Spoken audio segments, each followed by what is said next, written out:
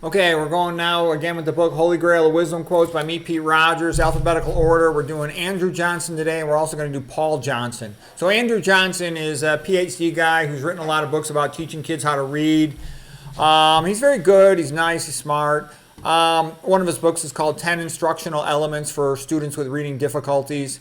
And he understands kids, okay? I've seen this because I've had to teach some kids how to read, my own kids, and sometimes I did a little tutoring as well. And I remember the experiences of my childhood with myself and other children, and I can tell you, this guy, he's correct, okay? Rule number one is you always want to use phonics. Forget about that look-say method. They intentionally use that in the schools to cause dyslexia. You got to remember, the public schools hate the children. The public schools want to damage the children. They want to make them stupid, minimum wage slave people. That's the goal of the public school, okay? It's not the friend of the child. The real truth, everybody who studied reading knows this, is you teach with phonics, okay? And here's what he says. A reading teacher's number one job is to help the students fall in love with books. And that's a key point. It doesn't matter if they read at 4 years old, 5 years old, 6-year-old, 7-year-old. What matters is the kid likes it. Because if the kid likes it, they'll continue to read on their own and they'll become a good reader. Okay? One of the best things my father ever did for me was have the habit of always reading. So I'm like, that's what a man does? Okay, I'm going to read too. And I became a reader because of that. Okay, now I had a lot of times when I was lonely when I was a child, and that was very good for me because there was nothing else to do but read, so I learned to entertain myself by reading. For learning to be meaningful, it needs to be connected to things that we already know. Yes, we want to read about things we know or what we care about. That's why a kid also has to pick the book, because then they're thinking, is this like what I experienced or what I want to experience? The kid must pick the book. Okay, often a learning disability is really a teaching disability. Downshifting is when students put in less effort as a way to save face, as they expect to fail, and that way they can at least say, well, I didn't give it a try, a full effort. It's a form of learned helplessness. To help these kids, a teacher needs to build trust. Yeah, instead of pressuring the kid and testing the kid, you know, a real coach doesn't test you. He helps you to get ready to compete. So this idea of the teacher being the tester is sort of makes him this unpleasant authority figure. Anyways, he said, when teaching writing, always celebrate ideas first. Write for live audiences whenever possible. It is a mistake to think that students don't want to learn. Instead, they don't want to fail, and their desire not to fail is much stronger than their desire to learn. However, if failure is the only option given to them, they'll do everything possible to avoid the activity. Yeah, if you're like criticizing the kid and making it unpleasant, they won't be into reading. And I saw that experience with my older brother. My older brother had dyslexia when I was growing up. And I don't know what happened. My parents never told me, but I kind of figured it out between the lines. I think my father, you know, he was valedictorian of his high school, pretty smart guy, good student, that he spanked my brother. And my mom got upset about it. And my mom told him, you're not in charge of this child. I'm in charge of this child. And because of that, like all the rest of the kids in my family, we had to behave. Or my mom would whip our butts, or my dad would whip our butts. There was no getting away with it, okay? You weren't going to get away with it, but my older brother could get away with it. My father would never spank him and didn't yell at him, but he yelled at all the rest of us. And I think that's what happened. And I think it was a bad thing because boys especially need to be raised by a man, not by a woman. Because once they hit puberty, they're too physically strong. And my brother was kind of wild, okay? In 8th grade, whenever my parents were out, they'd leave the other car. He would take their car. He'd be driving around in 8th grade with their car, okay? And he was a really good-looking, tall guy. When he's a freshman, he's dating girls that are sophomores, real pretty girls that are sophomores. You almost never hear that of a girl dating a younger guy. Well, it's only because he's a real tall, good-looking guy, and he's kind of a Rico Suave, great dancer. He was actually real smart. He ended up becoming a lawyer, and he wrote a couple of books. He was a real smart guy, but once he had a spell checker, he could do much better. But before that, he was getting lousy grades in school because of his dyslexia. But anyways, he was in a lot of mischief of the sort I just mentioned, and he wasn't that moral because my father didn't raise him, so he's a little bit wild. Anyways, let us continue here with Andrew Johnson quotes. So yeah, what I'm saying is you got to encourage the kid. Teach them to enjoy it. Let them enjoy it. And then they'll learn on their own. Okay, he says, when you or I go to a library or bookstore, we don't look for books that'll challenge us. We look for books that we would enjoy reading. Students should be given the same option. And this here is my quote. Self-directed wide reading is anabolic steroids for brain development. You want a kid to be smart? Give them time to read. Encourage them to read. Take them to the library. Let them buy a book. Let them loan a book. Okay. You know, when you're swimming through words, you develop more skill with words, and verbal skill is a very valuable thing. It's much more valuable than mathematical skill. Mathematics is nice for your SAT test, but in real life, we talk all day long. We don't do math that often. Most people. Okay, it says, once they have become engaged in the act of reading or writing, leave them alone. Resist the need to move on. Getting students fully engaged in authentic literacy tasks is the very apex of reading instruction. Yeah, that great teacher, Donalyn Miller, that lady who wrote the Book Whisperer, that's what she did. She let the kids just read in class. She didn't need to talk. We learn more a lot of times on our own. Okay, next quote. Focusing on standardized testing decreases real learning. Focus on standardized testing increases boredom in the classroom. Yeah, it's a pain in the butt. And it's always saying, you must learn what's on the test. In real life, we want to learn what we're interested in. And no, the teachers do not know better, okay? The teachers just force them to learn a bunch of stupid stuff that comes from some centralized authority, and it's a bunch of crap, and it's a waste of time, okay? Public schools they're basically evil. They're fundamentally evil, okay? And the teachers mean well, but they don't know what they're doing, okay? And the teacher's influence is nice, but the system has more power than the teacher's influence, unfortunately. Okay. All right, now we're going to do, Ben Jonson just quote, language shows a man speak that I may see thee. Okay, that's nice. We're going to do Paul Johnson now. Paul Johnson wrote a couple good books. He's a historian. He's Catholic, even though he's sort of a historian from England. He's a Catholic historian. His book Intellectuals was good. That's probably my favorite book of his. Yeah, I also read his History of Christianity. I read his other history of creators. Okay, he says, we are happiest when we are creating. God gave me the gift of writing and the ability to draw and paint. I have made my living by words, and I have derived enormous pleasure throughout life by creating images on paper and canvas. Yeah, I wish I had learned how to draw. Man, that's one of the biggest regrets of my life. You can connect it to anything you're doing for the whole rest of your life. The art of creation comes closer than any other activity to serving as a remedy for the ills of existence. Yeah, it makes you happy. Creative originality of outstanding quality often reflects huge resources of courage. Yeah, when you're doing something real creative, that means you're not doing something conformist, and therefore you're going against the grain, and therefore it's a good chance, too, it's going to catch a lot of flack, especially in medicine. The smarter and the more creative you get in medicine, the more the system hates your guts, because it's to make money. It's not about creativity or helping the poor people. Okay, in the work of four supreme creative geniuses of English literature, Chaucer, Shakespeare, Dickens, and Kipling, there remain inexplicable moments of creative achievement that seem to be plucked out of thin air. Yeah, I wouldn't put Chaucer in that category, but Shakespeare, Dickens, and Kipling are magnificent. And, they say good writing, what you can teach is proper grammar, it's clear, okay, but great writing, talented writing, that is personality, style. Style and personality kind of go together. Okay, here's one a little bit funny. It is illuminating to compare Dickens with Hugo. Dickens is the English equivalent, as close as one can get. A tireless romantic, fertile in invention, loving strange tales, and brilliant at telling them. A descriptive writer, poor genius. But what a difference between Hugo and Dickens. It is the difference between France and England. Yeah, Charles Dickens was much better behaved than Victor Hugo. Victor Hugo was a bit of a horn dog, you might say, in his older years. But he was a magnificent writer. And, I've heard different things. They called him, Hugo had all kinds of funny nicknames, including the genius without a brain. His books were magnificent, but in real life, he did a lot of stupid stuff. But still, he was one of the all-time greatest. Ayn Rand says he's the greatest writer who ever lived. She might be correct. I mean, he certainly was magnificent. Excuse me. Sorry about that. Writers are most powerful when they are recording, albeit transformed into fiction, through their own deeply felt experience. Dickens always felt David Copperfield was his best book for this reason. Yeah, they're writing about their own personal life, and man, they feel it in their gut when you do that. And in some sense, any type of fiction is going to be partly autobiographical, some experience from your life, most likely. If it's going to have verisimilitude, true to form. Academics are excellent long-term promoters of a writer's reputation. Yeah, if a writer gets promoted by the school system, everybody knows about it. But sadly, our school system has been taken over by these guys, this left, that means. And so they're going to try to only promote their scumbag view of the world.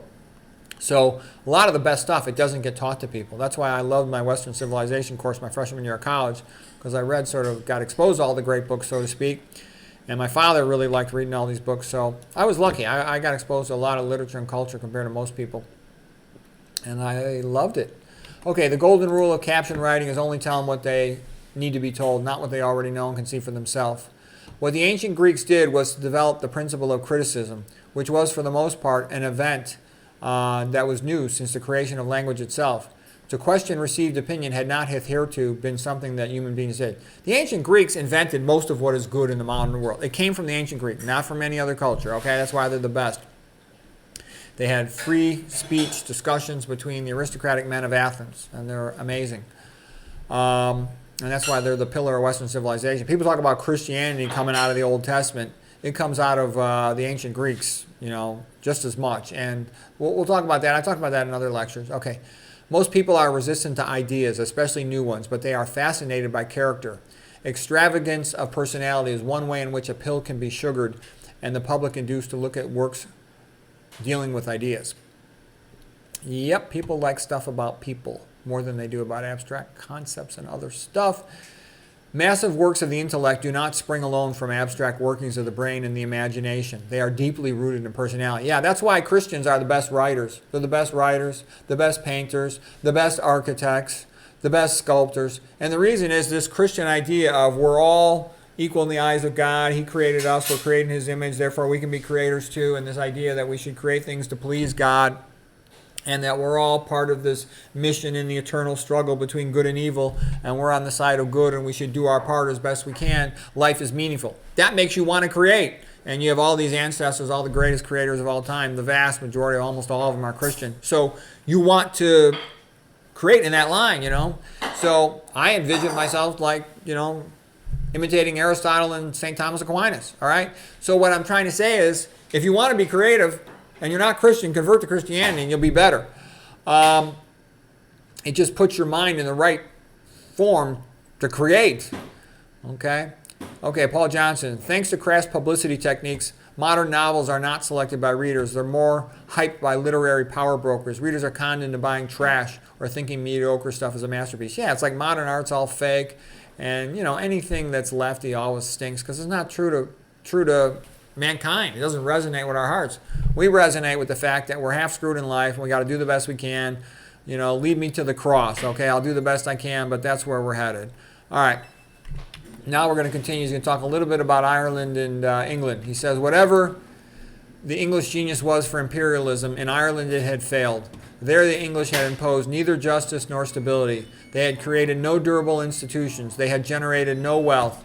Confronted with Ireland, the English usually, in the end, took refuge in the bitter consolation that the Irish were incorrigible and worthless. Yeah, it's kind of like, F you guys, you British scumbags. They messed with Ireland so long. We had just as much talent. We got better writers than they do. We're just as smart as them.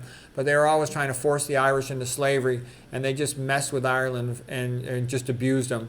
And they made it worse for both England and for Ireland. They should have been friends with Ireland. Yeah, they're the bigger power. But they could have been, they could have gotten along with the Irish. They were better, even though they were pretty rough on the Scots at times too. They were really terrible to Ireland. Believe me, my father's from Ireland. I know all the stories from all the old guys, and I read tons of books on Irish history and how the English abused them.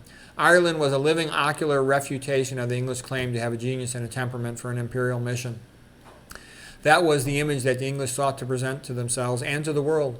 But the moment the history of Ireland was mentioned, the whole shaky structure collapsed to ruins. The outstanding fact of the British-Irish connection has been its fearful toll it has exacted on human life. Yeah, they were killing the Irish. They induced the famine. It wasn't a natural thing. They forced it. There was a little bit of a natural component, but they forced it, and they took tons of food out of Ireland. They wanted to bump off the Irish. They wanted to take the land away from them. There was nothing nice about it. It was all evil. England was terrible to Ireland. There was nothing ambiguous about it. I've studied it backwards and forwards. Okay, Paul Johnson. If we subtract from British theatrical history the works of the Irish writers, Goldsmith, Sheridan, Oscar Wilde, and George Bernard Shaw, we are left with precious little that is durable from the Restoration to the Edwardians. Okay, he says, I try to cover myself by writing for the long term. Okay, all right, well, we're not going to get into all that stuff. Text and sources are typed at the same time. Yeah, that's easier to do. Art must excite or it fails and becomes functional like furniture.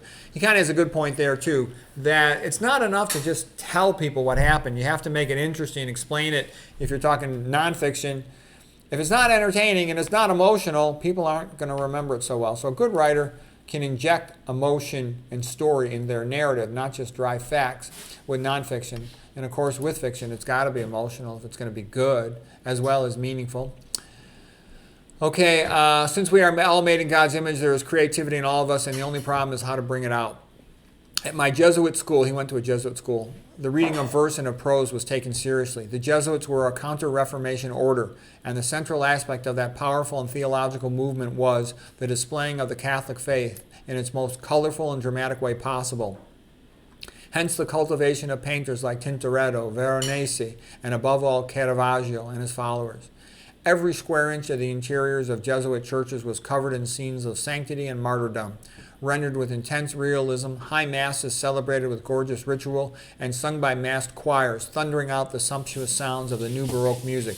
And I totally agree with that, because people talk about how do you preach Christianity, how do you preach the gospel. And my opinion is you should talk about real life. Don't talk about pie in the sky heaven. Nobody knows exactly how all of that works. I've read thousands of pages of Bible commentary. Believe me, I'm aware of the different arguments and stuff. And I think what people want to know is, how will this improve my life? It makes your life better. It explains meaning in life. It explains tons of things in life. And it gives you this creative energy. You're connected to the greatest creative tradition ever in the history of the world. Yeah, currently the current pope is an antichrist piece of crap. But the church tradition itself, my favorite pope is Pope Julius. He's the one who, had the Sistine Chapel painted, had the School of Athens painted as it is behind me, rebuilt St. Peter's Basilica. Okay, so Christianity, I've seen the communities. I went to a Catholic school for a little while. Everybody knows each other. Everybody goes to the feast days, the sporting events of the school. It was great. There was no trouble in the school. There was no drugs. There was no sex. Kids behaved. There were no fights. It was nice. It makes life better here on earth and tells everybody to be nice to each other, so that niceness goes around. Don't get me wrong. People are not saints. They're not perfect. But it was way better. I compared the two. At the public schools, drugs, fights, kids having sex, pregnancies, all kinds of stuff. The teachers were terrible. Paul Johnson's going to continue here. Dante's Divine Comedy is the successor to Virgil's Aeneid, the next great epic. The Catholic Church has survived for over 2 millennia because what it taught is true. The only valid source of moral life is a living God. Yeah, that's a big one to understand, is that you can't really have a moral society if you don't have God. I mean, don't get me wrong. I'm impressed by the Japanese. They got a mono-ethnic culture and they're very low in violence. That's great.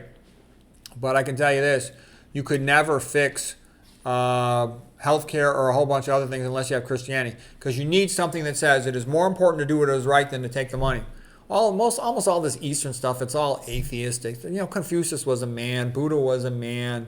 Those aren't religions, those are philosophies, okay? You need to have something to say, I will do what is right because that's what God wants me to do, no matter what the money is, and I don't care no matter who says so, okay? The king can shove it up his butt, okay? The ruler can shove it up their butt. I'm going to do what's right.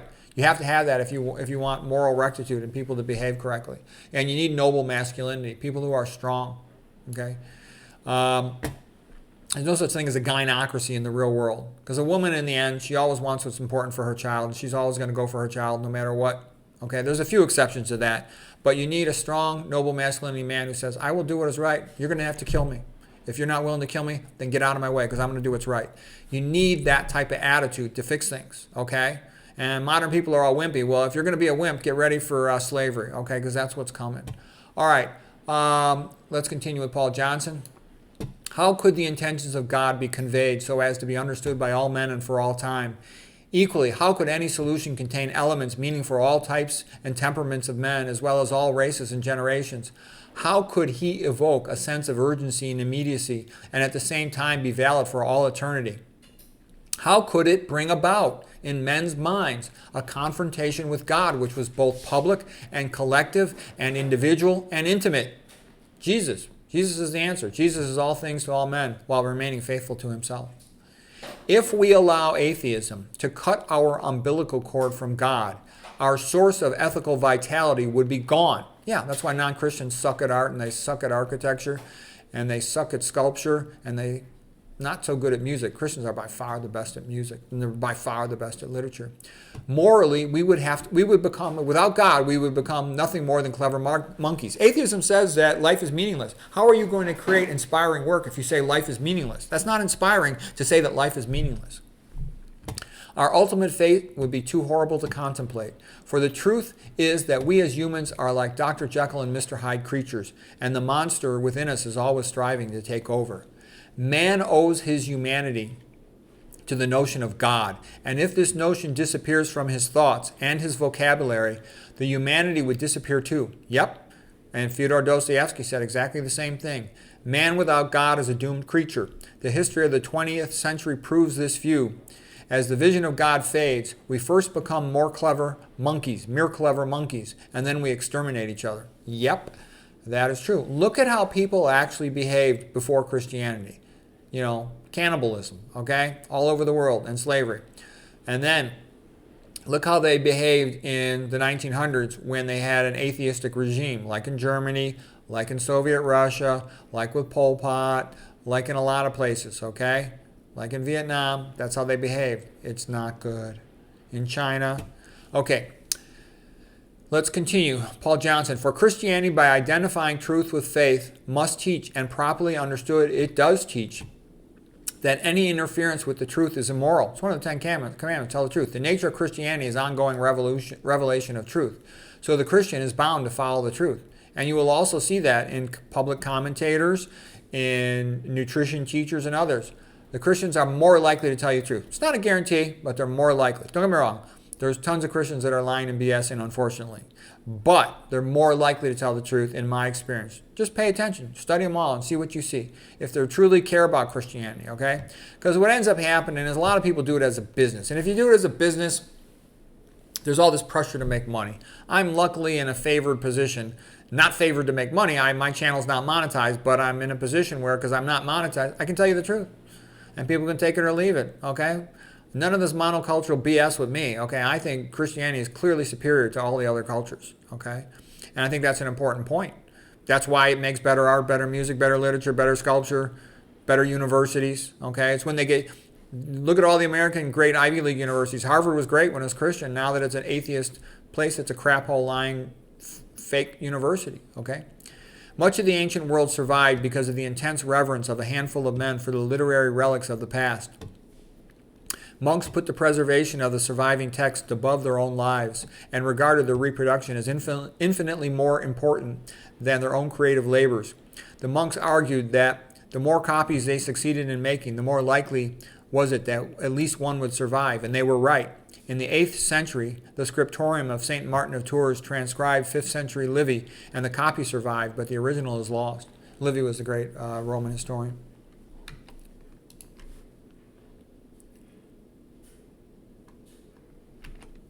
Okay, Paul Johnson continues. In the 1820s, Oxford, notably Oriel College, was undergoing an intellectual revival.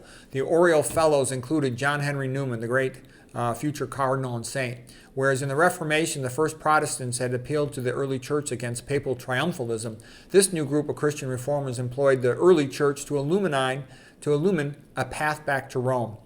Newman wrote, "To be deep in history is to cease to be Protestant." That's a true statement. To be deep in history is to cease to be Protestant. The Catholic Church goes back to Christ and St. Peter, the founding of the church. He saw history as an asset to Catholicism in that its study reminded the believer of the incredible richness of the past, which Rome alone seemed to fully represent.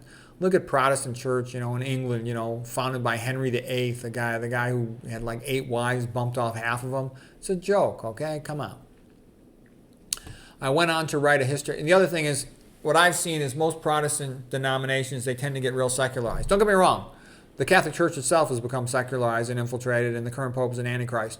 But the Catholic Church could easily be fixed. I'm not so sure Protestantism could be fixed that easily. Don't get me wrong, I like a lot of the Greek Orthodox, and there's a lot of other sects who I have a lot of respect for, but the message of Christ is the same with all of them. The other dogma, who cares about some of the details, Okay, this is Paul Johnson. I went on to write a history of Christianity and emerged from that experience with my faith strengthened. I discovered that the calamities of mankind during the Christian centuries occurred not because men and women practiced Christianity, but because they failed to do so. Bad as it was with religion, mankind would be infinitely worse without it. A lot of times a secular ruler tries to do things under the cloak of Christianity, but it's a secular ruler doing that kind of stuff, like the King of Spain.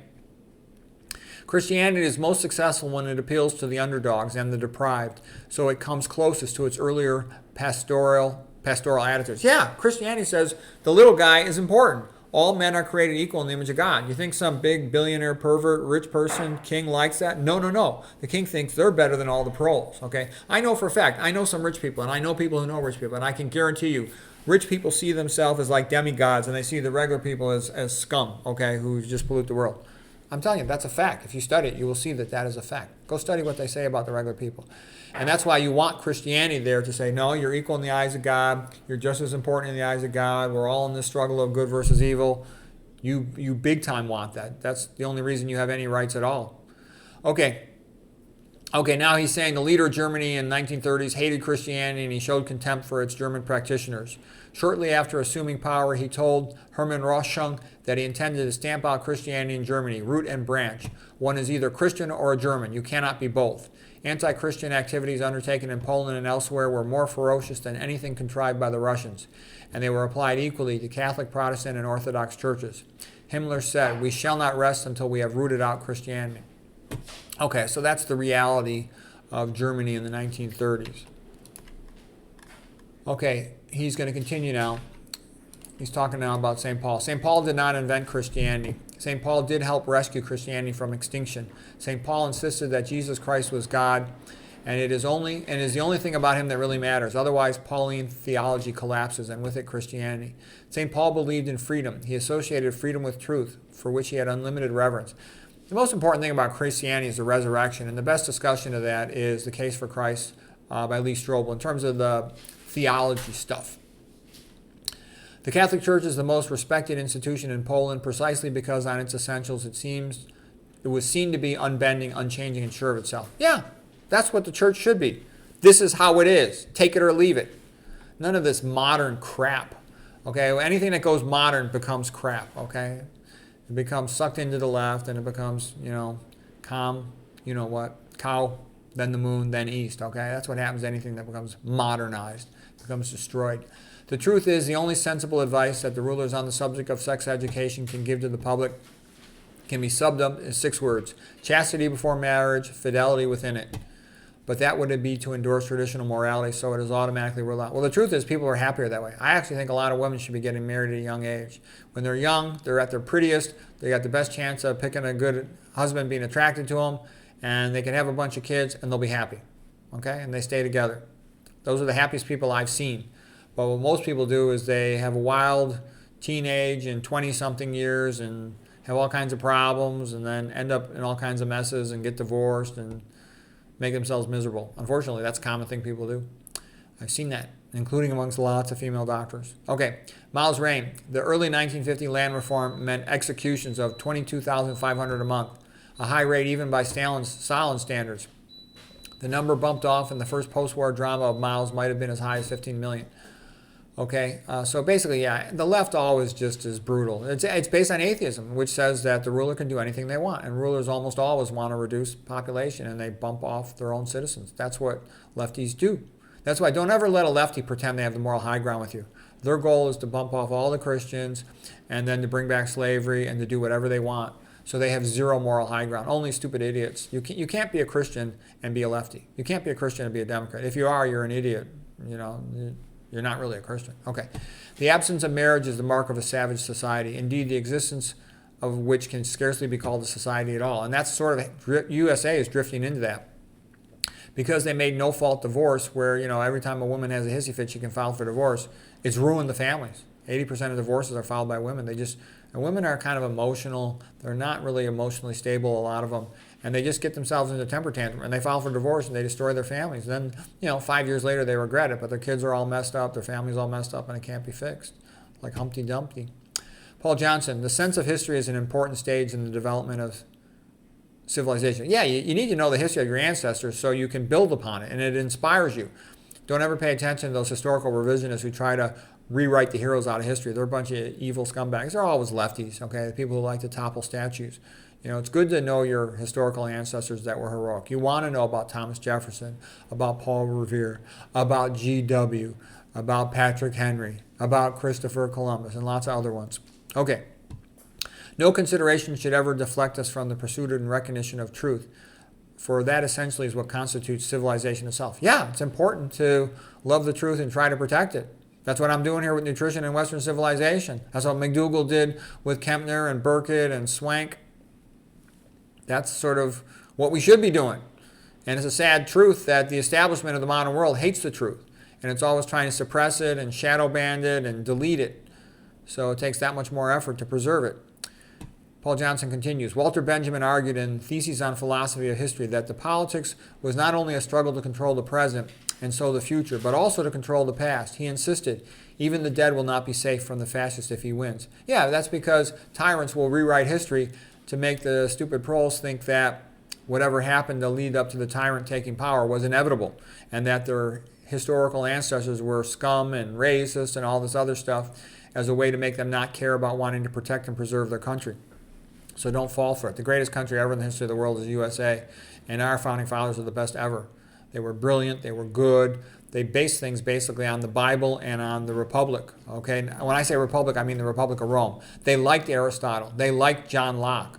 Thomas Jefferson said John Locke is one of the greatest men who ever lived, him and Bacon and Newton. Okay, they did not like Plato's Republic, Plato's Republic is not a real republic. Plato based his theories largely on Sparta because he was pissed off that Athens had been defeated by Sparta. So he's much more collectivist. Aristotle is much more individualistic. Okay, and that's what we're about. Like the Roman Republic and individualism, life, liberty, and the pursuit of happiness. Okay. Okay, then he says here that while the czars had executed an average of 17 people a year for all kinds of crimes, by 1919 the Cheka were bumping off 1,000 a month in executions. Okay, don't ever kid yourself. Soviets killed 65 million Christians, burned down 48,000 churches. Okay, that was back in the day. It's more by now, of course, much more.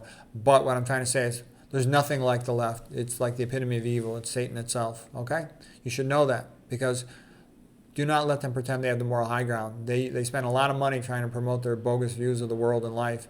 They're 100% evil. Don't flinch. Not one drop, not 1 inch to them. Orwell had always put experience before theory. Theory taught that the left, when exercising power, would behave justly and respect truth. However, real experience of Orwell and others showed him that the left was capable of a degree of injustice and cruelty of a kind hitherto almost unknown, rivaled only by the monstrous crimes of the Germans in the 1930s. And that the left would eagerly suppress the truth. Yeah, that's what you learn when you study them. It's just uncontrolled evil. The violence of print is often the prelude to the violence of the blood. The simple truth about Margaret Thatcher is she was a simple, straightforward woman who on big issues expressed the views of most ordinary British people. Yeah, back in the old days, Margaret Thatcher loved the people. Her and Reagan were good rulers. Don't get me wrong, they weren't perfect, but they were good. Whereas nowadays, in England, they're trying to bump off the English people. Okay, England's getting a taste of what they did to Ireland. It's bad. Paul Johnson, most scientific theories too originate in myths. The scientist begins by telling a story, and they only become scientific theories when it's possible to test them. Okay, fine. Okay, one last quote from Johnson. He says, a Stalin functionary admitted that innocent people were routinely arrested, naturally. They said they had to do this because otherwise the people would not be frightened. He said if people were arrested only for specific misdemeanors, all the others would feel safe and so would become ripe for treason. Yeah, they would just randomly arrest people. Like I said, that is typical leftist stuff. I've read a lot about them. They're all bad. Anyways, I hope you found that helpful. That's it for today.